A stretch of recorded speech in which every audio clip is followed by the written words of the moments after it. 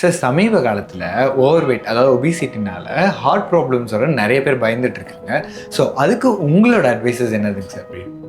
Over வெயிட்டுங்கிறது 10% ideal body weight வந்து அதிகமாக இருக்கிறது. பிஎம்ஐ 25க்கு மேலேயோ இல்லை 30க்கு மேலே அதிகமாக இருக்கலாம் அதிக உடல் பருமன் வந்து ஒபிசிட்டின்னு சொல்கிறோம்.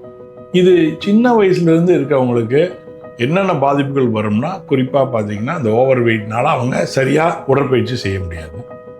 இன்சுலின் நல்லா வேலை செய்யாமல் இன்சுலின் ரெசிஸ்டன்ஸ் வரும். இது கூடவே இது உடல் பருமன் குறைக்காமையும் உடற்பயிற்சி செய்யாமல் இருந்தால் பிளட் ப்ரெஷர் வரும்.